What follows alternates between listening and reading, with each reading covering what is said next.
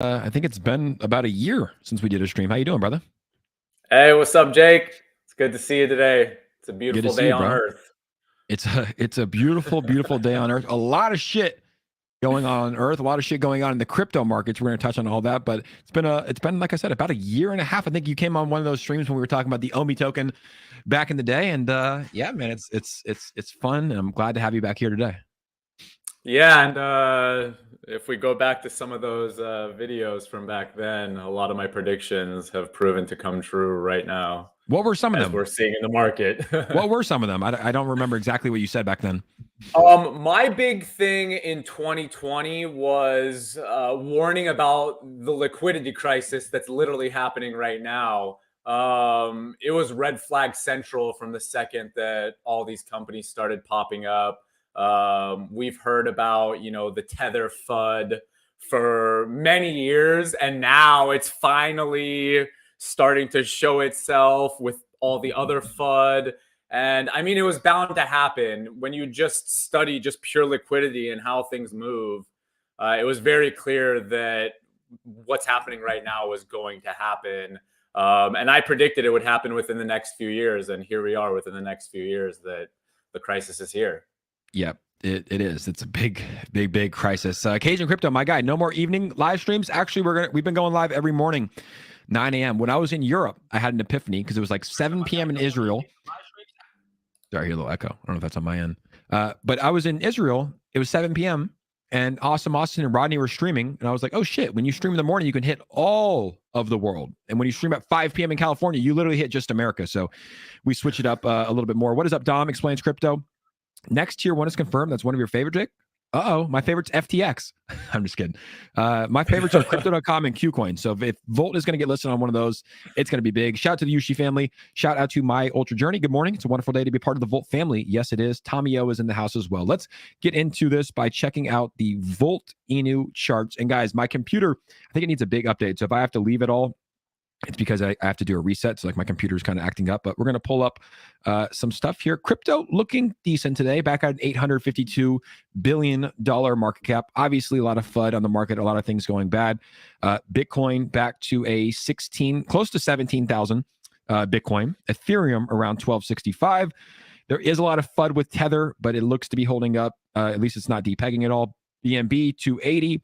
XRP at 40 cents, climbing up today. And Solana, one of my favorite tokens, down to number 13 at 14.43. We're going to be talking about Solana, but I want to get to the Volt chart because, Amir, I'm not sure how familiar you are with Volt Inu. Are you very familiar? Have you seen it at all?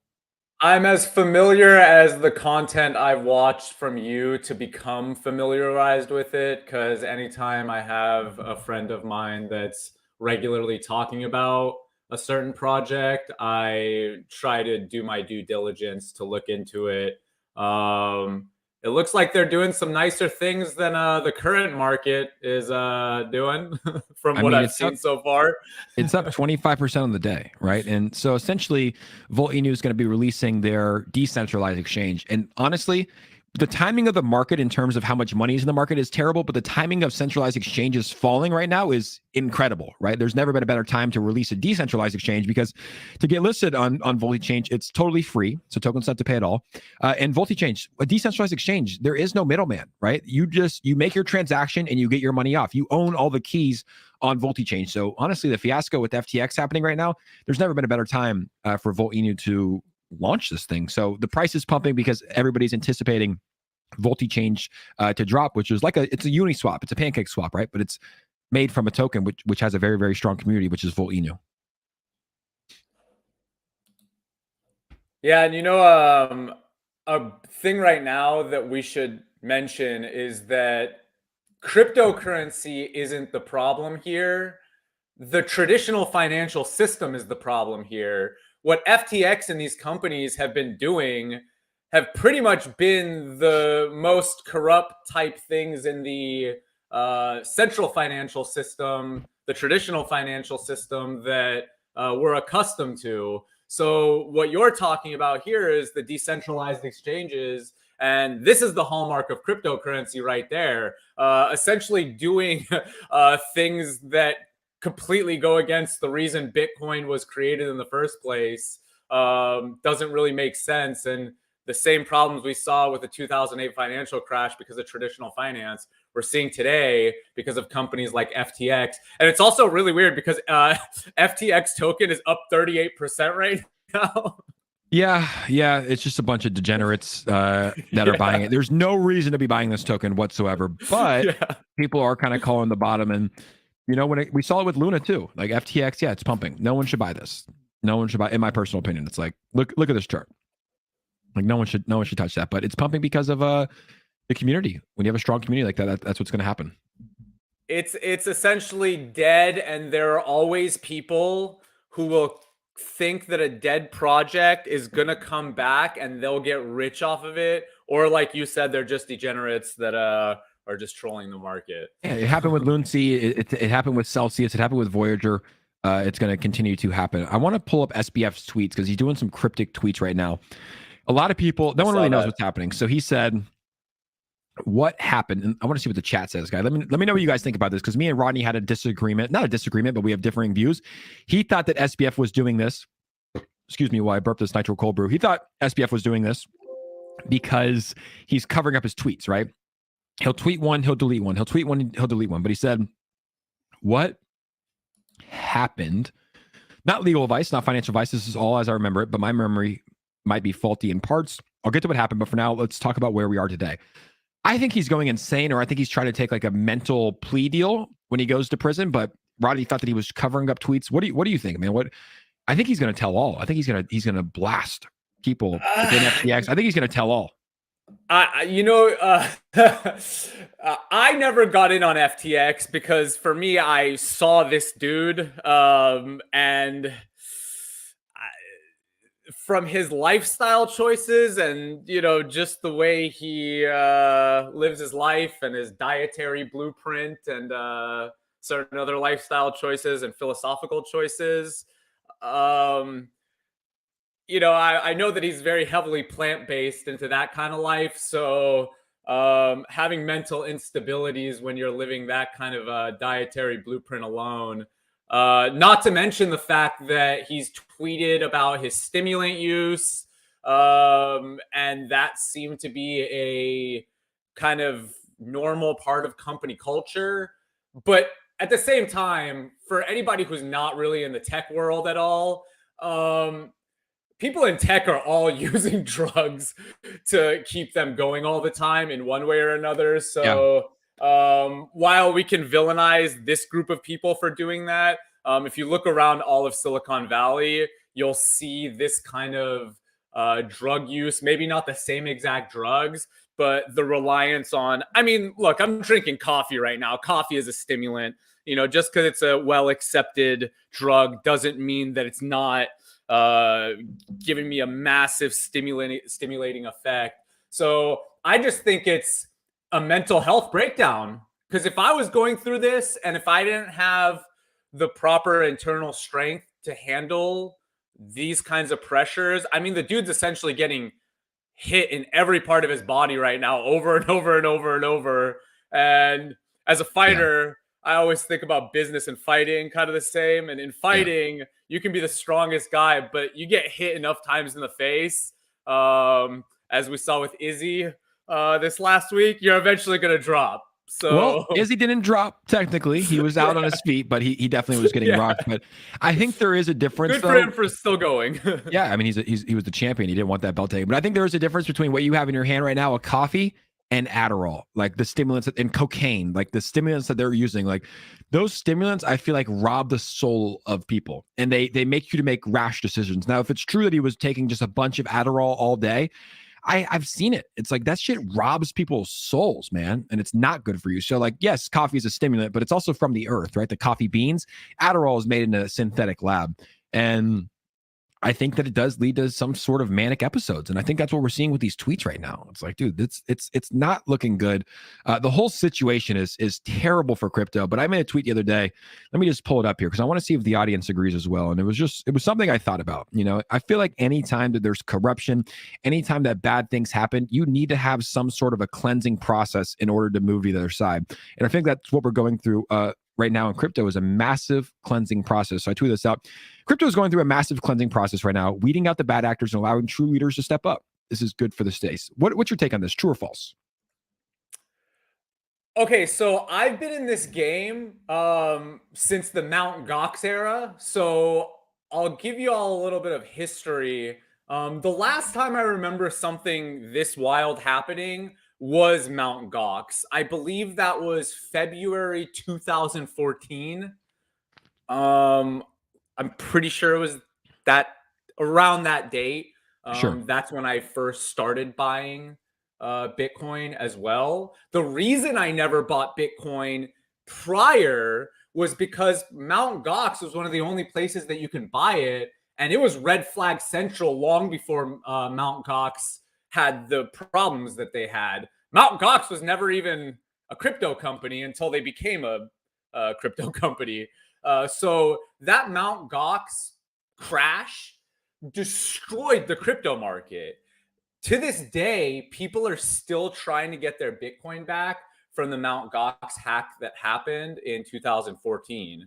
So every cycle, and there was a cycle around that era as well. I think Bitcoin went over $1,000 and then it dropped to like under 200. And that's, I think, around when I decided, all right, it's time to get in. That's when Coinbase allowed for bank transfers for the first time. So it was the first time you can really buy Bitcoin and kind of do it above the table instead of under the table. And while Mt. Gox was kind of above the table, they really weren't. The last bull market, 2017, 2018, the ICO hype, there were so many altcoins that came up and dropped. So panics like this happen every time. The reason that this one is arguably so much worse is because crypto is so much more evolved today than it was 5 years ago or 10 years ago, that as we're seeing, like FTX is connecting into the Ukraine war. This is not something to the Democratic Party somehow, if these connections are true, then that just means that crypto has evolved as a market so much that it's a normal part of the world, which is good on our side for adoption. But then on the flip side, when there's a financial crisis, clearly it affects every segment of the market economy. Yeah, exactly. And we are seeing a lot of connections. I was just on a friend Rodney's show, and he actually had it all written down. The connections that we're seeing, it's insane to see the connect. And honestly, we should just play it because I think it's pretty staggering here. Let me see if I can pull it up. I'll pull it up in just a second. But yeah, the connections that we have between FTX, the government, the Democratic Party, people that work for Clinton, people that work for Obama, people that work for Biden. FTX literally launched 2 weeks after Biden won his presidency. So there's a lot of connections. Who knows if they're true? Obviously, there's a lot of conspiracy theories. I think I'm sitting with one that likes to dig into this type of shit right here on the stream. Amir does. But look, a lot of the conspiracy theories turn out to be true. My question to you, we don't have all the information, but it's like, why would the Democratic Party want to get involved? Why would they want to start this exchange? Was it just a money printing machine? Is it a money laundering machine? Is it a way to generate revenue to donate to their agendas? Like, why would the Democratic Party want to get involved with an exchange like FTX? That's a really good question. I spent pretty much my entire 20s in American party politics.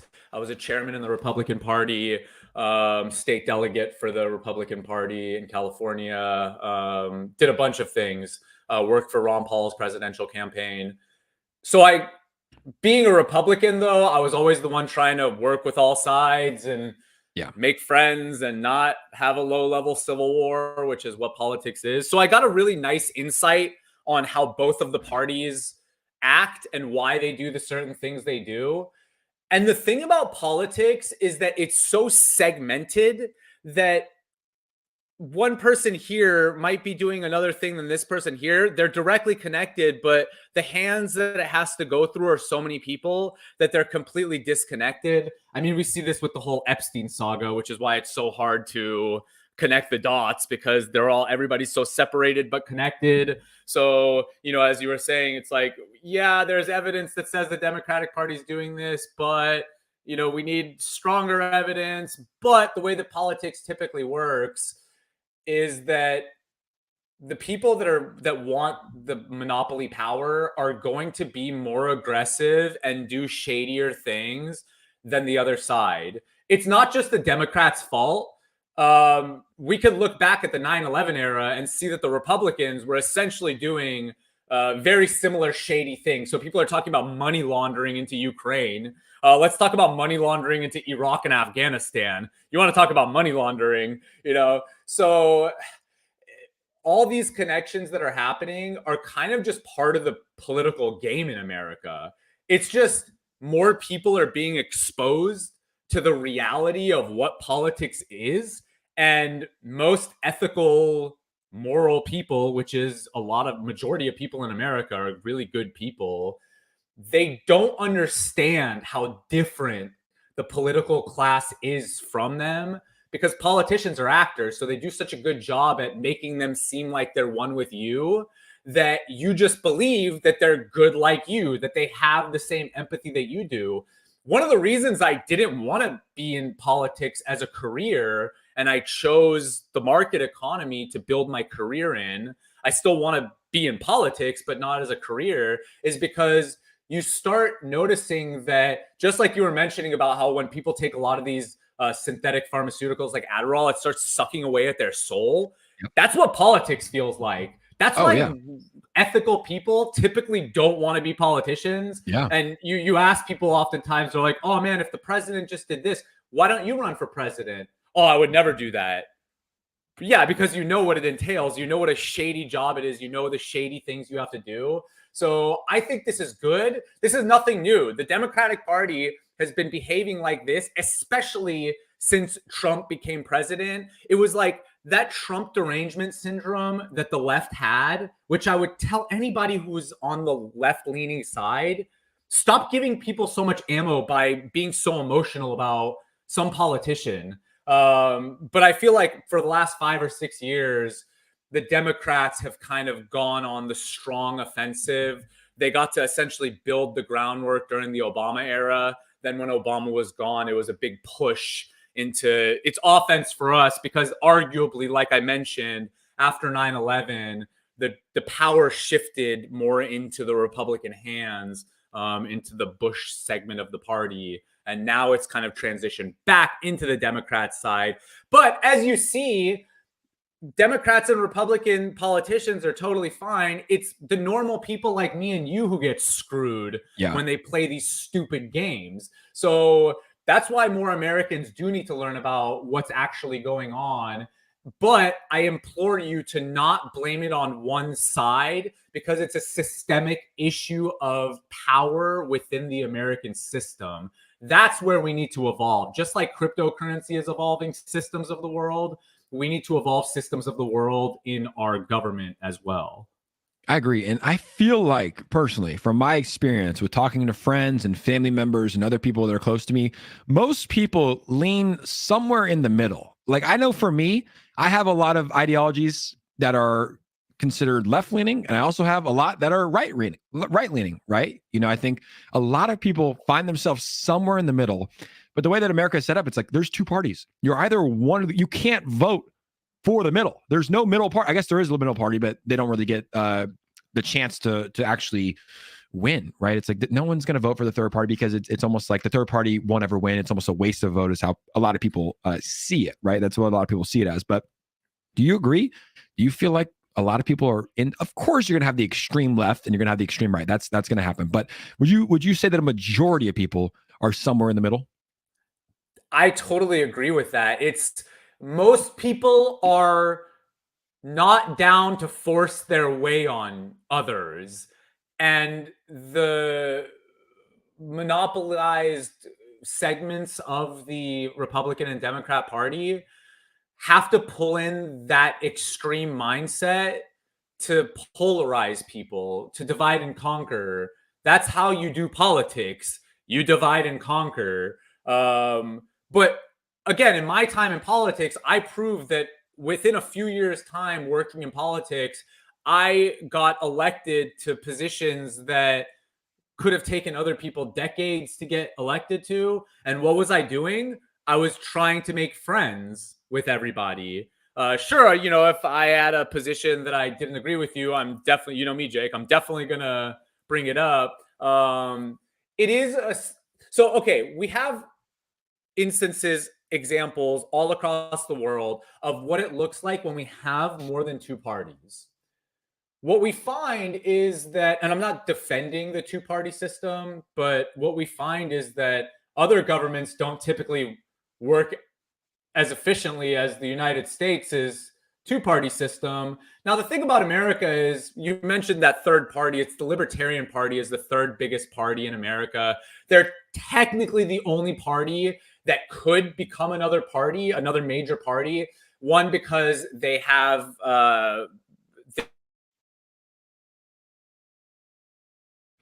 I think your mic might have cut off.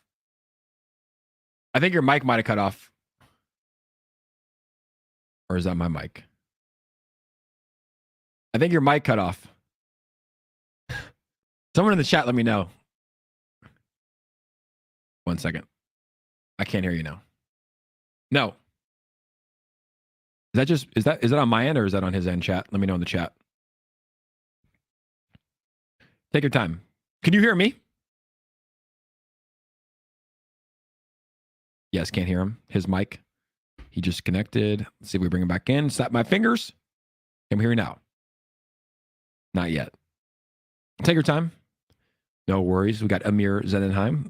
That's what I literally, if you guys were on Rodney's stream earlier, my power went off because I had my heater in, and then my screen got messed up. It's what happens when you live stream. You know, it's part of the game. So we'll bring him back on. It looks like your mic is muted. See if you can unmute your mic down there, bottom left. Talk. Nope, not yet. It's unmuted. See if you can talk. No, not yet. Unplug, replug back in, and we'll get it going. But I want to go to this tweet. We'll bring Amir back in just a second. But right here, Elon Musk, he tweeted this out. My kids were basically educated by Reddit and YouTube. Let's just get a bunch of content creators that we think are cool on YouTube and say, hey, would you consider putting your content on Twitter? It will pay you 10% more than YouTube does, and see how that goes. Let's do that. This is about Twitter. And I believe that Twitter is going to be a company that takes up. Let's see if Amir is back in. Amir. I'm back. Sorry, that baby. was super weird. Everything just cut out. Yeah. It's what happens. It's what happens when you live stream. Like literally, bro, I was doing a stream earlier today and I had my floor heater plugged into this thing, and like my whole entire power went out. So I had to go down and reset the breaker. And like I told you, my computer is like due for a restart. So it like froze up while I was on the stream. So it's an everyday occurrence when you live stream. So don't worry about it at all. Perfect. I didn't catch what you were just talking about. If you want me to continue, I don't know where I cut out. Let me pull it up. Yeah, we'll pull up this. We just keep the flow going. But right here. So Elon Musk obviously bought Twitter, and his plan is to make Twitter a platform that people can use. You can see, dude, this guy would probably have the best bio. He has no bio here. But anyways, let's talk about Twitter. This is what he says. My kids were basically educated by Reddit and YouTube. Let's just get a bunch of content creators that we think are cool on YouTube and say, hey, would you consider putting your content on Twitter and we'll pay you 10% more than YouTube and see how it goes? Let's do that. That's what Elon Musk is saying that he's going to be doing for Twitter. Personally, I love Twitter. I think it's a great platform. I'm really happy that Elon Musk took it over because I feel like he is a free speech advocate. Obviously, there's some hiccups. I called it when he started verifying every account. I have so many fake accounts online. I'm sure they've messaged you hundreds of times, right? I have so many fake accounts. So as soon as he said, hey, verifications for all, I was like, there's going to be so many fake Jake Gagain accounts that were verified. Literally the day that he said that, there was 3 or 4 fake Jake Gagain accounts that were verified. I was like, okay, if there's fake accounts of me, there's going to be fake accounts of him. There's going to be fake accounts of all these people at scale. So I think there's going to be hiccups with Elon Musk. But what do you think about him buying Twitter? Do you think it's a good thing, bad thing for the world and human population as a whole? When other billionaires buy big tech companies, nobody says anything. When other billionaires buy media companies, nobody said. When Jeff Bezos goes and does this shit, nobody sounds the alarm. But when Elon Musk does it, everybody wants to freak out. And the reason is because his politics are like too center of left. Now, even so, I feel like a lot. Does that mean not right? Too center of left. Does that mean not right? Or it's just it not means left? he's just right in the middle. He's a fair. The thing is, America is generally libertarian leaning, whether you're left or right. Americans, our culture is generally a live and let live culture.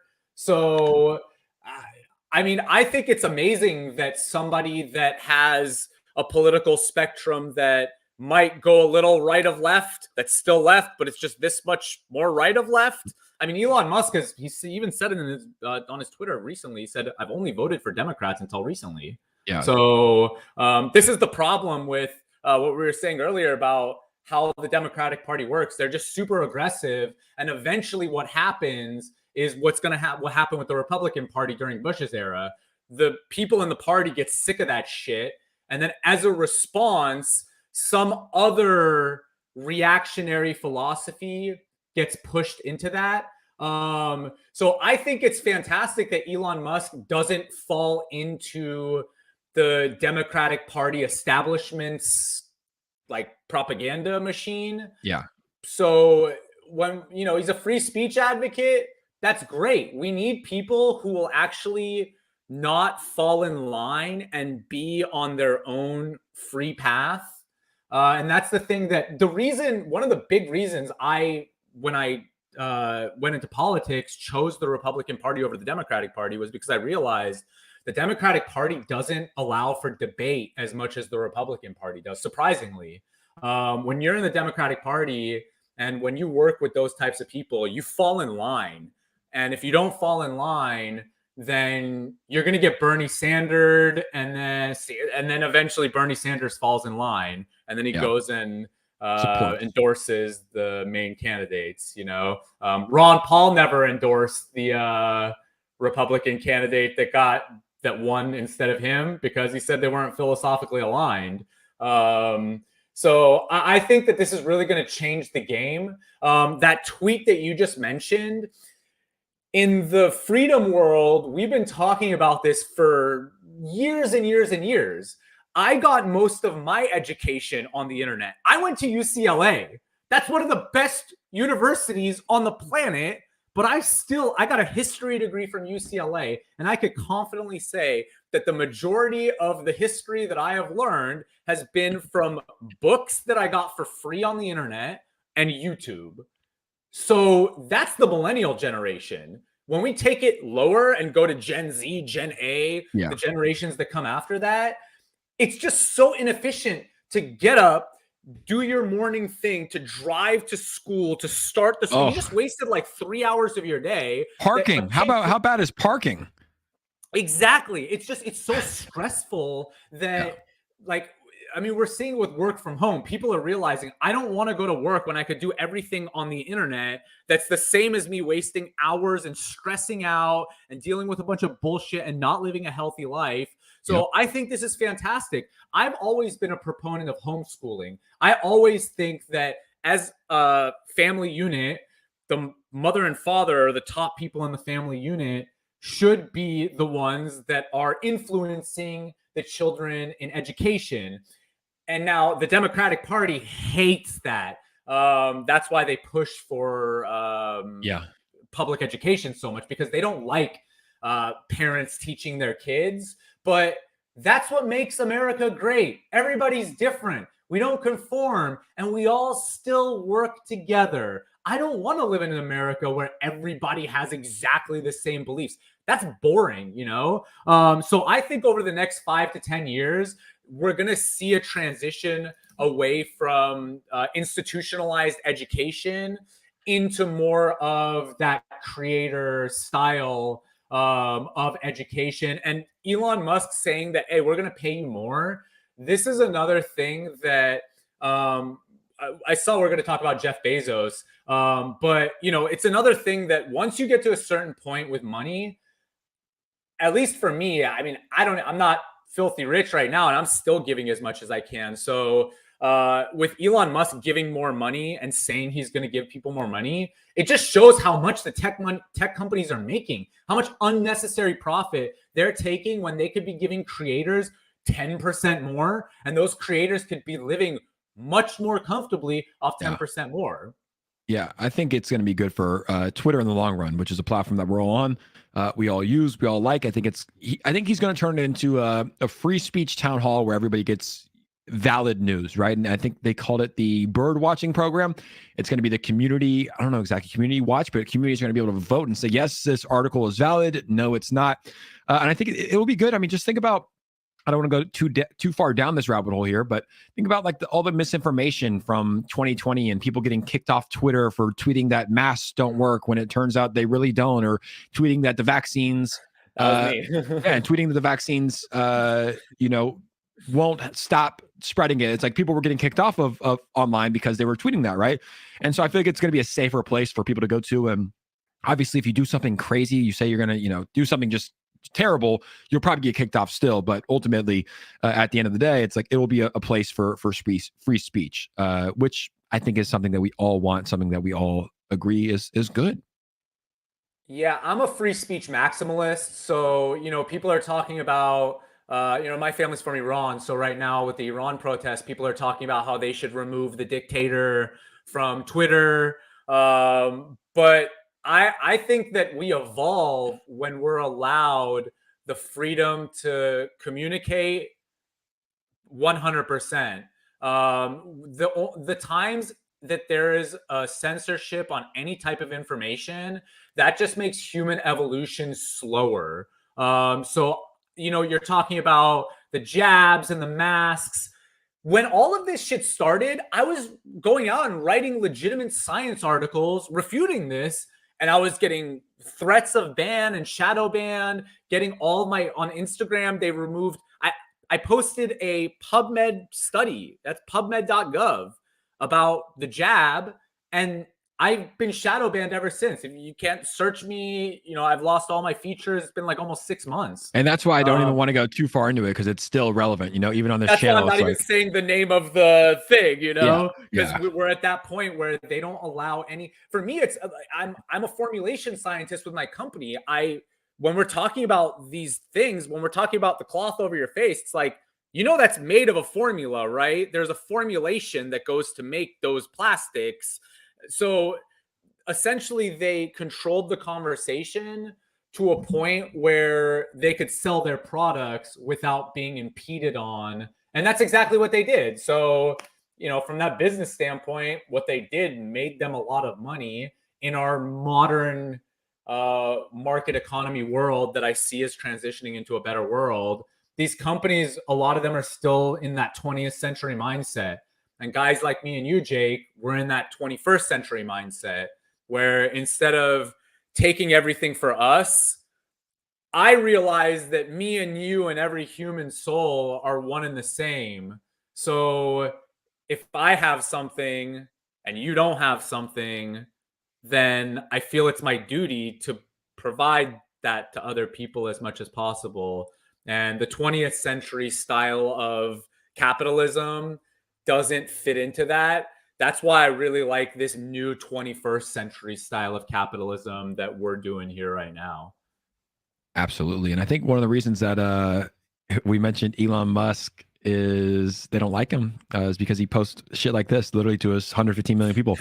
Man fucks 5 million people at once. Like he's just a funny guy. Like, dude, did you see him walk into the Twitter headquarters and he was carrying a sink and he said, "Let that sink in." Like he's just a funny guy. He's just, he's a shit poster on Twitter. He bought Twitter. He's got all the money in the world.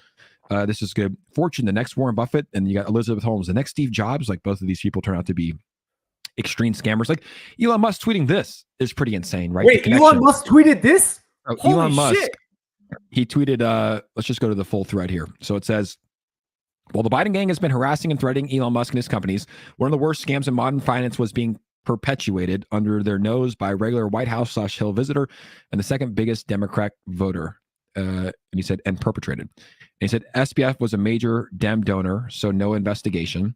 And then he tweeted this photo of how SBF is linked to Gary Gensler, who was formerly worked under Glenn Ellison, who was Caroline Ellison, the CEO of Alameda, and SBF's boyfriend, or his boyfriend, and kind of how it. So yeah, Elon Musk is tweeting shit like this to his 115 million. So I would be, if I was the powers that be, I would be a little bit alarmed that he has this massive power to control.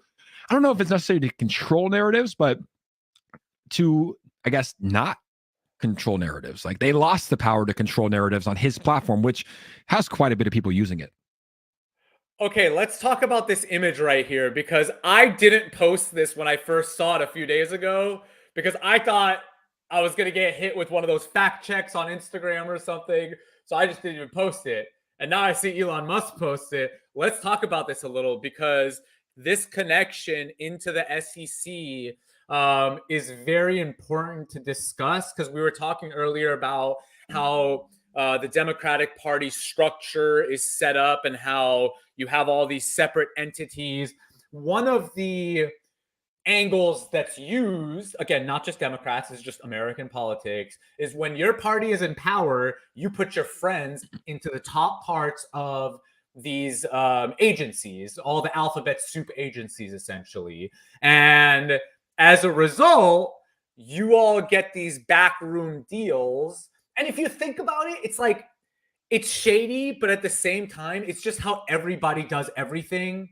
If you're doing business and then you have some kid over there and you're friends with, say, his dad, and his dad goes, hey man, my son is starting this business, we've worked together for a long time, just hook him up.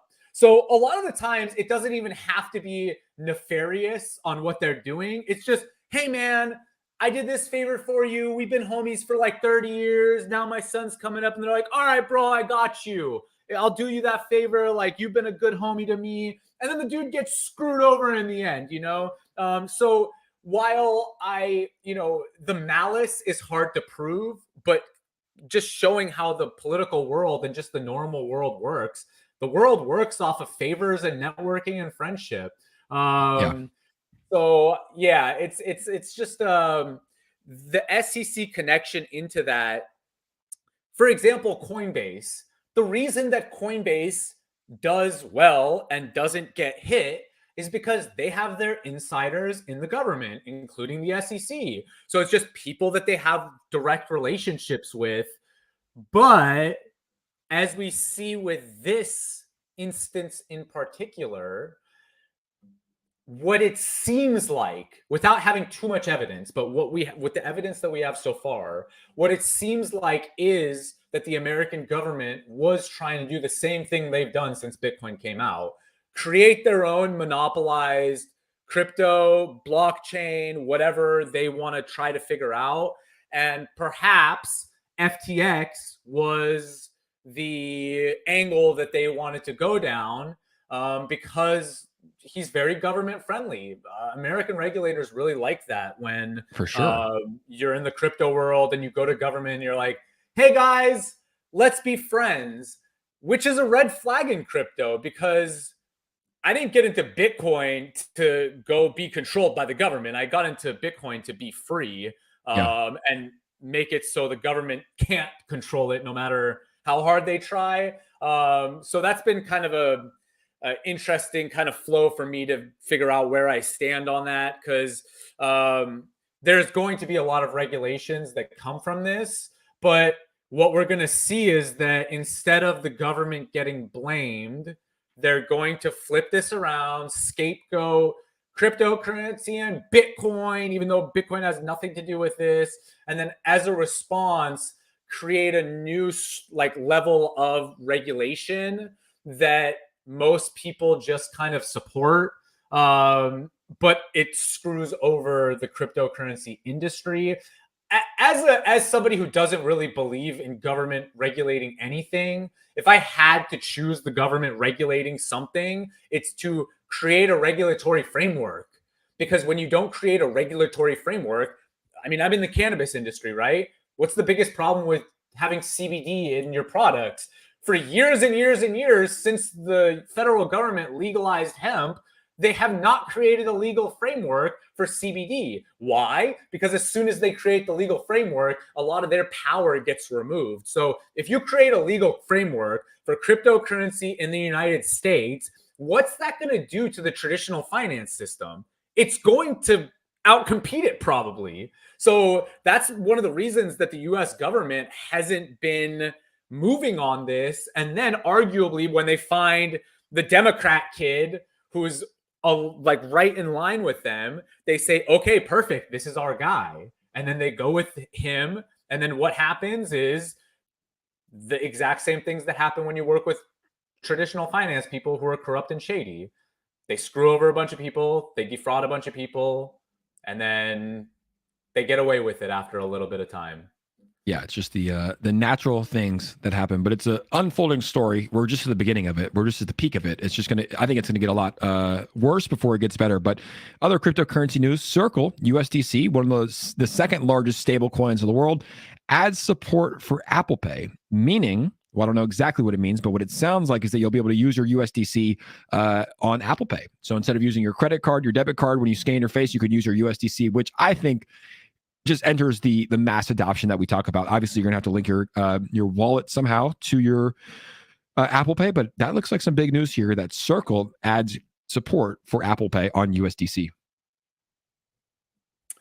That's pretty awesome. I was going to use Circle with my company, but I found out that they're not too friendly to companies like mine. So The cannabis companies, yeah.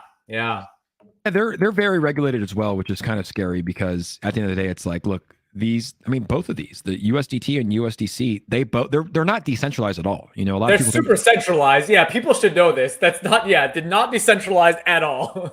at all. Like they're very, very centralized.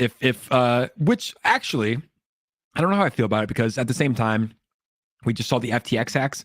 And I'm pretty sure Tether froze like 44 million of those dollars, right? So it's good and bad as long as they're not freezing people's funds for, I don't know, small things, but it's a slippery slope, right? Like whenever you can freeze one person's funds, there's risk for you freezing people's funds for, whenever you silence one person on Twitter, there's risk that you keep silencing people for speaking what could potentially be truth, right? So I still think that it's good to have these stable coins, right? It's better than having USD, but I mean, DAI is still a top 12 cryptocurrency, and they're somewhat decentralized.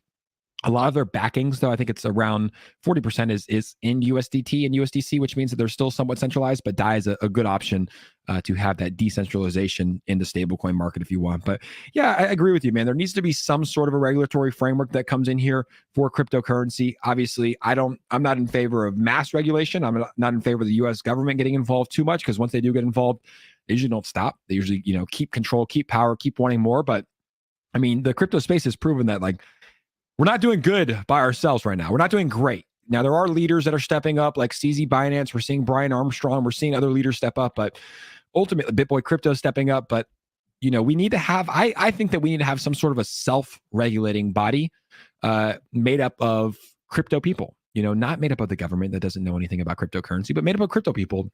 Try it that way. But obviously, I mean, this year has shown that if I was a regulator, if I was a politician and I saw what happened in crypto this year with Celsius and Voyager and FTX and Terra Luna and BlockFi and all these companies going under, I would be licking my chops and be like, all right, this is our time to go in and get some sort of regulation. Because dude, there was hundreds of billions of dollars lost. Maybe not hundreds of billions. There was tens of billions of dollars lost from everyday people. And that's not good. Yeah, I mean, when we put this this is the crazy thing too. As the days go by, we're gonna find out if this hits the level that the 2008 financial crisis hit, which was, I believe, in the hundreds of billions. But with what we're seeing so far, just FTX alone was like 10 to 50 billion dollars they were estimating, I believe. Once you start adding in the other players, then we could easily go into the hundreds of billions. And then another thing is, as you're mentioning, when these regulators, they're literally they're like wild animals who smell the blood, and they're like, all right, it's time to go now. This is our chance. Everybody's going to support us. This is actually, if you're in the crypto industry, anybody who's watching this right now is in crypto.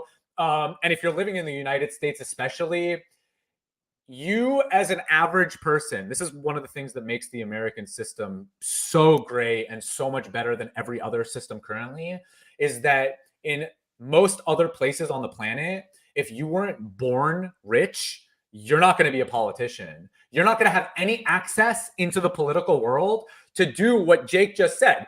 Well, let's set up a non-governmental organization that's a regulatory organization that does work, say, with Congress. And we're an autonomous organization, though, so we don't fall into the biases of the left and right paradigm, for example. Well, how do you do that?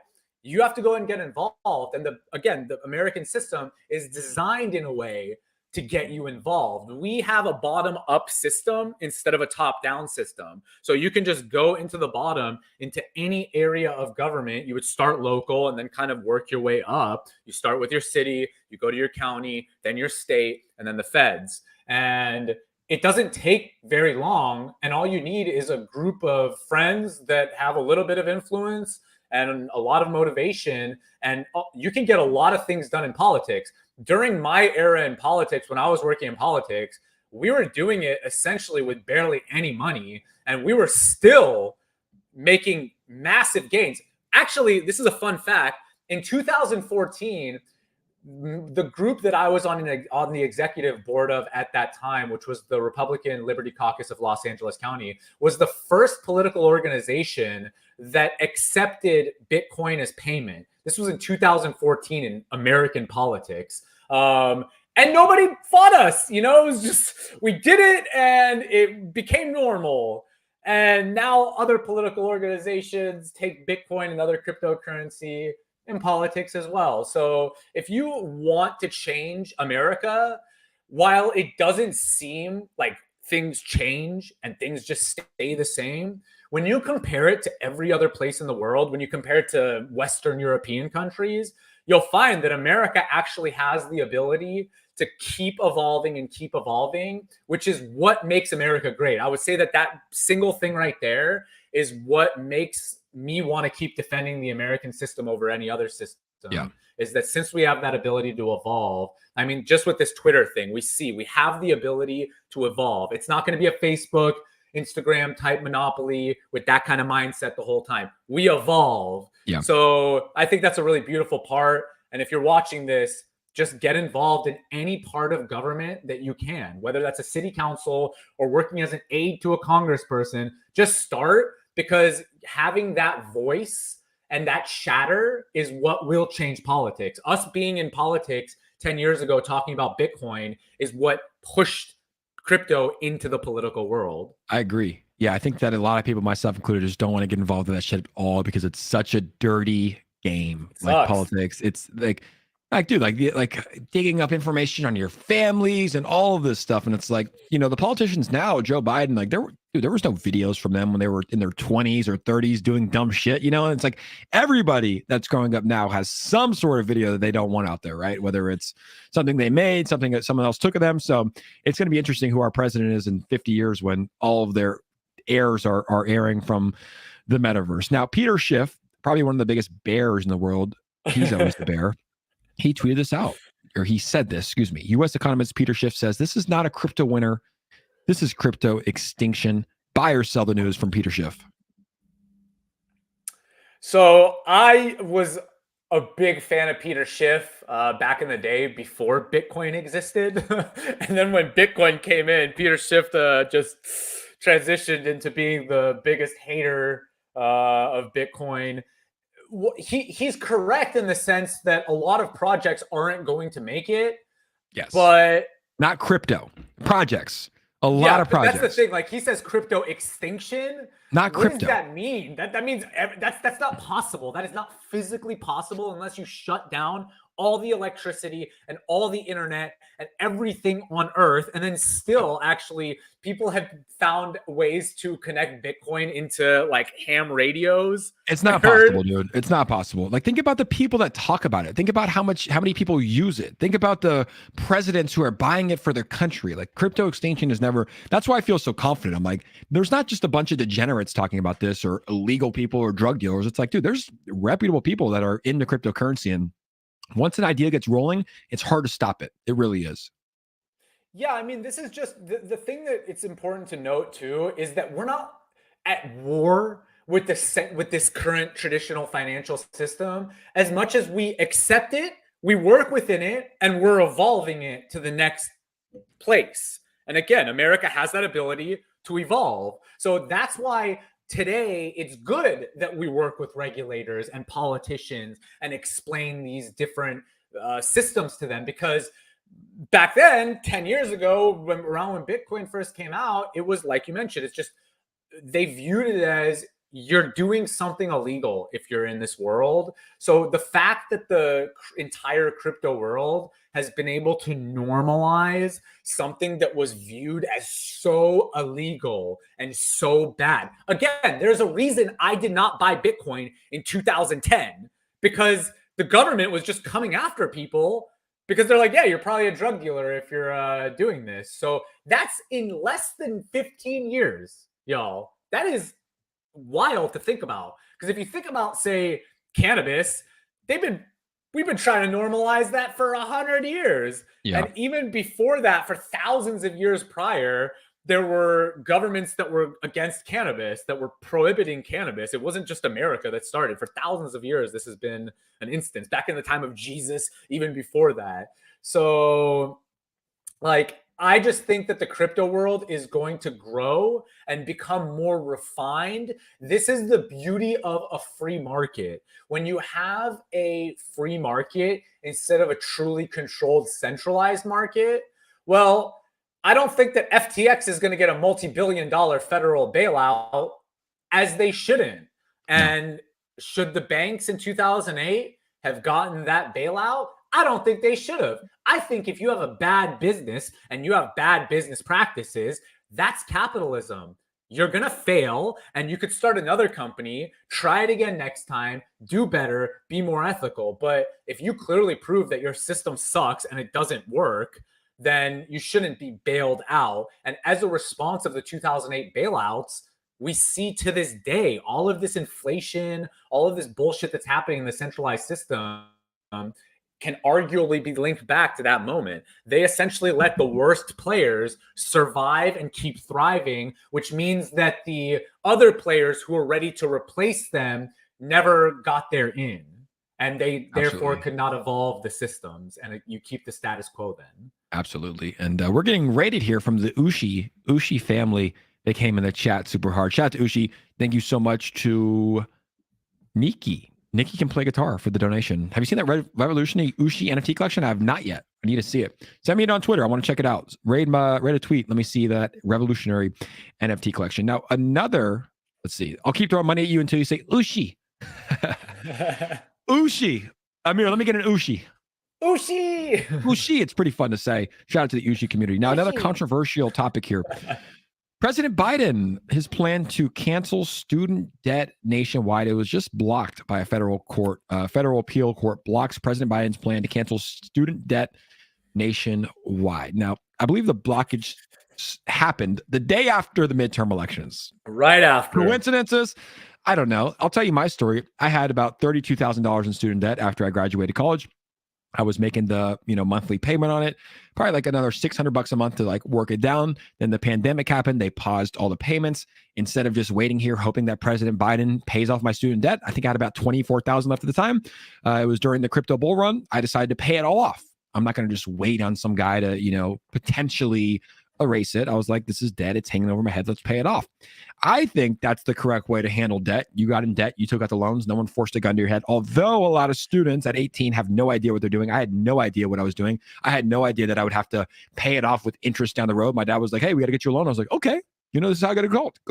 This is how I'm going to go to college. But I don't think that people should be waiting on President Biden to pay off their student loans in America. I think that you should take responsibility for your loans. You should pay them off, and you shouldn't be waiting for a handout. Now, I believe that his estimated student loan repayment plan that he was looking at, I saw today on the news when I was at the gym, was $400 billion. Like $400 billion. That money could be used in so many other ways than paying off student loans, which was a choice. What are your thoughts on the student loan repayment program and President Biden potentially trying to pay off all student loans?